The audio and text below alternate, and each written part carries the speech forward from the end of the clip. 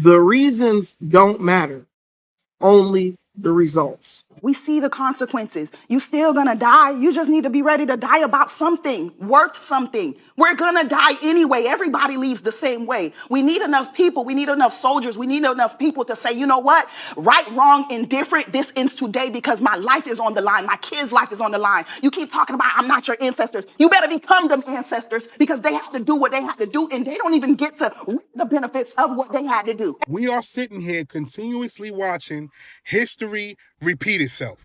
How is it possible that Rick Chow didn't get convicted for taking that young boy's life? How is it possible that Rick Chow didn't get convicted for taking a 14-year-old's life?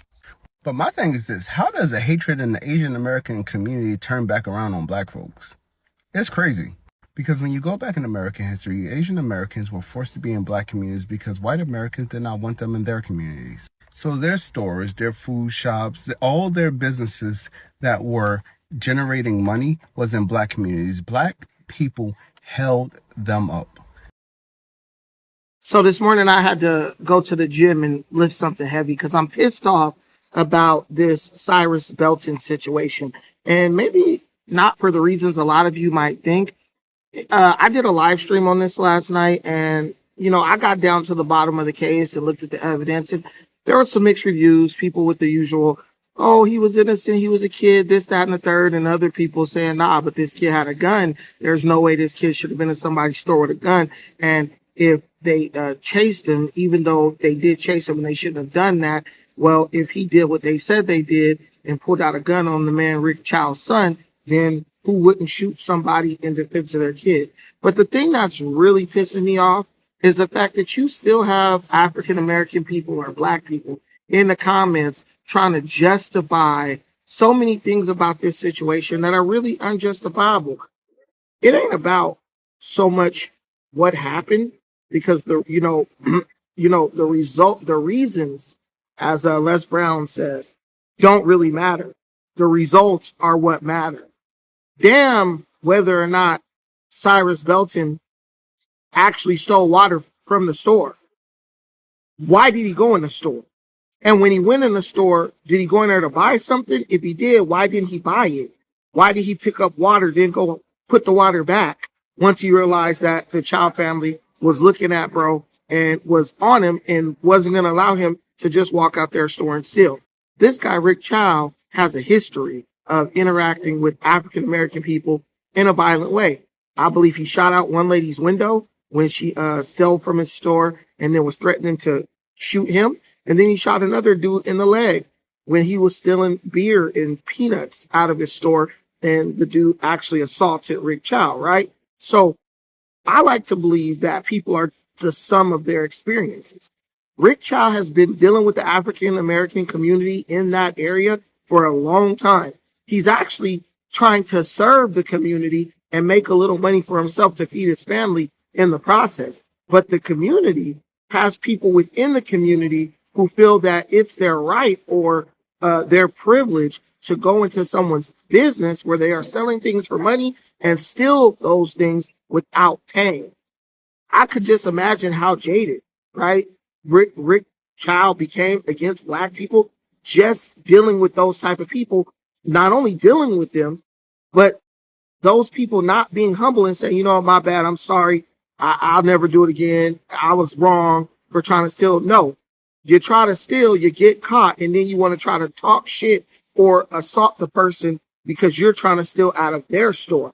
Rick Chow's not going into your house taking anything. You're going into bro's store trying to take things for free without paying. And then when he confronts you, you want to get violent. And how long will anybody, we are all human. Human nature is something that we all have to deal with. How long will you deal with those type of situations before you get to the point where you make a mistake based on what you believe to be the natural response or the predictable response of this certain type of person who exists within this community that you're trying to serve? People are sitting up talking about, oh, they were wrong. The kid didn't steal nothing. They didn't have a right to chase him and all this stuff. I'll say it again. The reasons don't matter. Only the results matter. Bro went into the store with the intention to steal. The altercation happened. Bro ran. They chased him. We don't have no cameras or no evidence of what happened once Rick Chow came upon this boy and having a confrontation or standoff with his son. And that's what happens when you make the choice to do the wrong thing. When you make the choice to do things you know you shouldn't be doing. Or even, yeah, because he made a choice. Cyrus made a choice to go in that store and steal. Did he complete the act of stealing? Did he actually carry out the act of stealing? No, but I could make a choice to run up in a police station with a gun and kill a cop. If I run in the police station with a gun and then all of a sudden I have a change of heart and they light my ass up, guess what? The decision that I initially made is hurting me. That's having an impact on me. People can't retroactively be like, yo, yeah, he went in there. He was looking suspicious. He had the intent to steal. He didn't buy nothing. But, yo, all this other stuff is wrong. And bro should be in jail. Now, do I believe the guy should be in jail? I believe that depends on what happened once Chow came upon Cyrus, having the standoff with his son. I don't know what happened, right? Do I think they were wrong for chasing the kid from the store? Of course they were. But we're humans. People do stupid stuff. That's just the nature of human beings. They were 100% wrong. Cyrus made a stupid decision to go in the store and attempt to steal. Chow and his son made a stupid decision to pursue Cyrus after he left their property or left their store. Two stupid decisions were made. One person is dead at the end of two stupid decisions that were made. And I have to believe that Chow is saying, I'm glad it's me. I'm glad it was him and not me or my son. As any person naturally would feel that way. So, you got black folks, we out here screaming and hollering, talking about, I hear people talk about a race war, an eye for an eye, all this type of crap. And I'm just thinking in my mind, so law-abiding black people are now being called to go and throw their life away behind some young punk who wants to go try to steal out of somebody's store. He's toting guns with laser sights on them. Just crazy shit. I'm supposed to throw my life away so my kids have no father to raise them and take care of them and support them. So innocent black children get to lose their parents because we have to go to war for some kid who was a degenerate he was a young scholar. The guy was on his way to MIT. We have to go to war for some young scholar whose parents didn't care enough to raise them and watch over them properly, but are the first ones trying to sue somebody in a civil trial and get a check. You must think we collectively are dumb. You must think that we collectively are a bunch of fools. I had a lady on TikTok last night talking about, yeah, it's an eye for an eye. For some reason, it's always the women. Knowing they ain't gonna bust a damn grape, but they always calling somebody to action to commit some type of violence over something that they see on social media. But I told the lady, I said, so you're saying an eye for an eye. So you want us to go to war with these people. You want us to kill, because this Cyrus kid was killed. She said, well, an eye for an eye could mean a lot of things. An eye for an eye means one thing, violence. If they hit you, you hit them. They kill one of yours, you kill one of theirs. That's an eye for an eye. But this is what we do. People be on the social media yelling and hooping and hollering about shit, calling for other people to do stuff. And then when you confront them on their foolish, irresponsible, immature rhetoric, they want to try to change the narrative or change the meaning of things when the meaning of those things is set in stone. Sometimes you do something and you can't take it back. And I believe that this type of thinking is exactly the type of thinking that led to Cyrus Beltan being killed. Black people have a serious problem with thinking that they can do something or attempt to do something to somebody and then duck the consequences by saying, oh, I was just playing, or I didn't mean to, or, but I didn't actually steal. No, you went in, buddy, with the intention to steal. But because they was on your ass, right, you walked out with nothing. But the way you walked out, they thought you still had something. So they confronted you in the parking lot.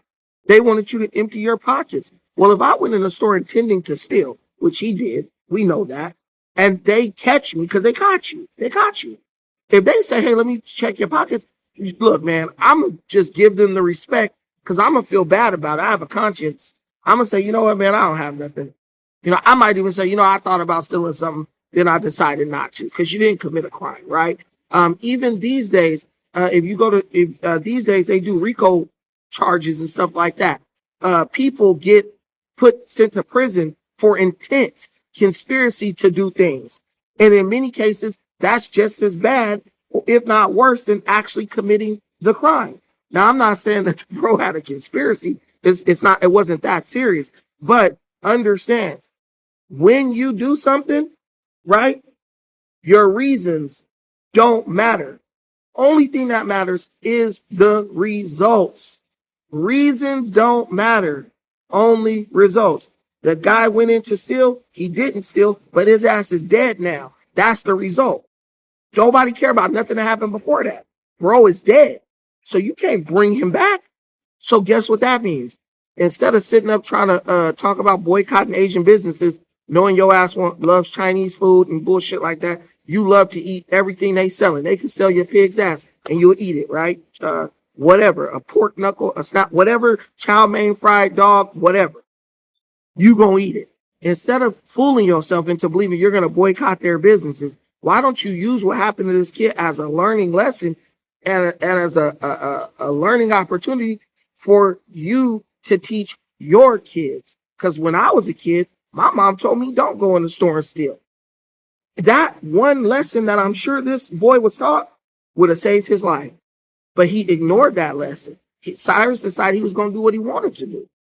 And the same reckless behavior that he was engaging in, he ran into an Asian man who was old, 60, who was just as reckless as his ass. And he came in second in the quick draw competition. Do I feel bad that it happened? Yeah. Am I surprised? No. Do I feel sorry for the family? Yeah, to an extent. But as soon as they filed the civil suit, I said, yeah, they don't care about this kid. All they care about is how much money they can get off of his death. And this is what we do in our community. We trade the lives of our kids to collect $3 million checks, you know, in exchange for our silence about the situation. But I don't want to keep rambling. Thank y'all for watching us. Let me know what you think in the comments. Do you agree with me? Disagree? Let me know. Peace.